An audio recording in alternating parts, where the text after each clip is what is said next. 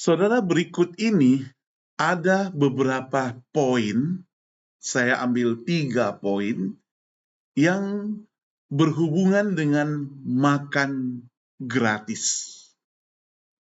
Nah, belakangan gara-gara makan gratis, banyak yang viral. Banyak yang berkomentar, termasuk anak-anak sekolah yang menikmati makanan gratis. Bahkan ada satu orang dewasa yang begitu antusiasnya terhadap respon anak-anak, sampai-sampai dia katakan, kalau anakku yang protes makanan gratis, akan kutonjok dia. Akan kutonjok orang itu. Waduh, lalu timbullah berbagai perdebatan. Ada orang bilang tahun 2025, anak-anak pun dibungkam mulutnya. Inilah narasi para netizen, narasi orang-orang yang hidup, yang aktif dalam media sosial. Mereka bisa saling berdebat, saling sindir, dan sebagainya. Tapi kembali lagi kita kepada zaman Alkitab. Sebenarnya zaman dulu sudah ada yang disebut dengan makan gratis. Itu diberi oleh Allah, oleh Tuhan sendiri. Ketika orang Israel sedang mengembara di padang gurun, mereka berjalan mau menuju Kanaan, mereka itu lapar. Mereka itu haus, mereka butuh makanan, butuh minuman. Itu sebabnya maka Allah mengirimkan mereka makanan. Yang pertama, manna sebagai makanan ajaib dari Tuhan. Mereka agak dapatkan. Manna adalah roti dari surga yang diberikan Tuhan kepada bangsa Israel itu selama berapa lama?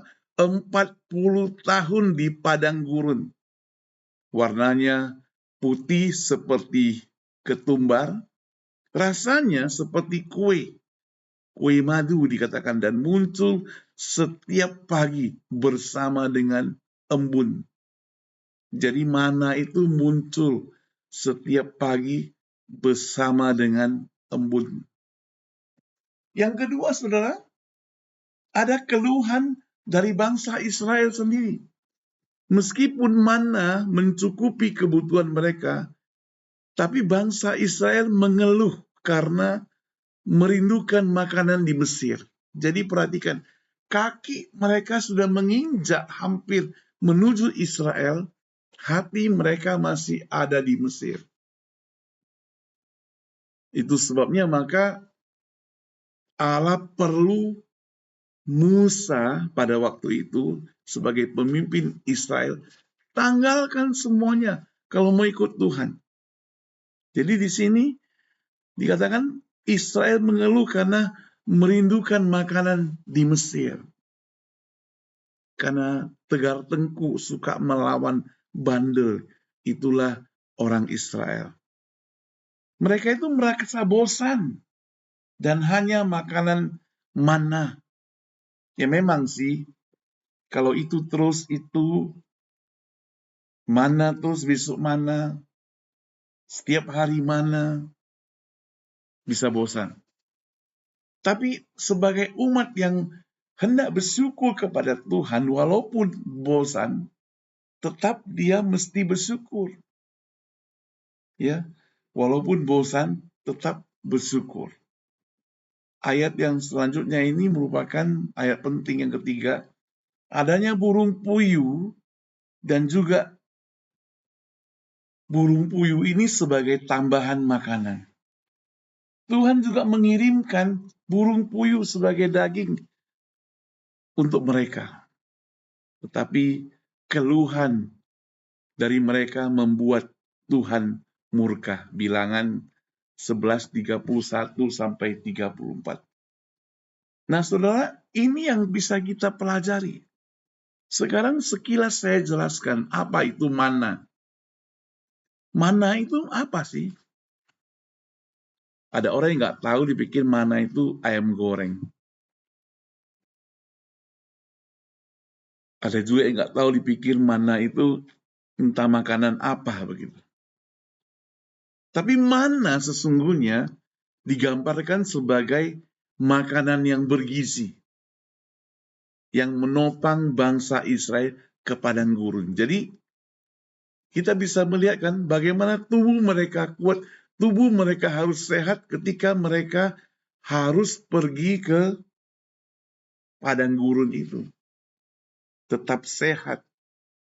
Sehingga mereka boleh nikmati makanan roti malaikat disebut gandum dari langit.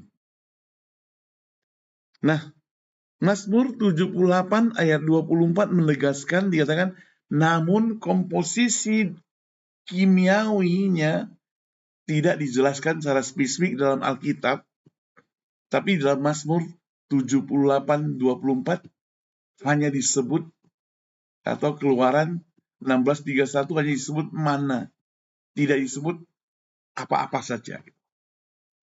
Yang kedua, burung puyuh. Burung puyuh dengan daging puyuh kaya akan protein, sehingga 21% vitamin B6 ada di burung puyuh. Ya, niacin, fosfor, dan zat besi. Namun, kandungan kolesterolnya cukup tinggi, sehingga perlu dikonsumsi dengan baik. Makanya, Allah berpesan kepada kaum Israel, jangan tamak, jangan ambil semua, ambil yang secukupnya. Karena dalam doa Bapa kami sudah ajarkan demikian. Ambil yang secukupnya, jangan tamak. Maka mereka yang tamak itu busuklah barang-barangnya. Busuk. Dan mendapatkan hukuman harus keliling jalan selama 40 tahun. Dari renungan singkat ini kita bisa pelajari bahwa kita harus tinggalkan yang dulu, lupakan dan maju dengan hari ini. Yang kedua, di hadapan Tuhan Allah, kita bukan siapa-siapa, tidak ada apa-apanya. Yang ketiga, Tuhan melindungi, memberi kepada kita cukup. Ya, tidak berlebih, tidak berkurang. Itulah Tuhan kita. Kiranya Tuhan Yesus memberkati kita sekalian. Amin.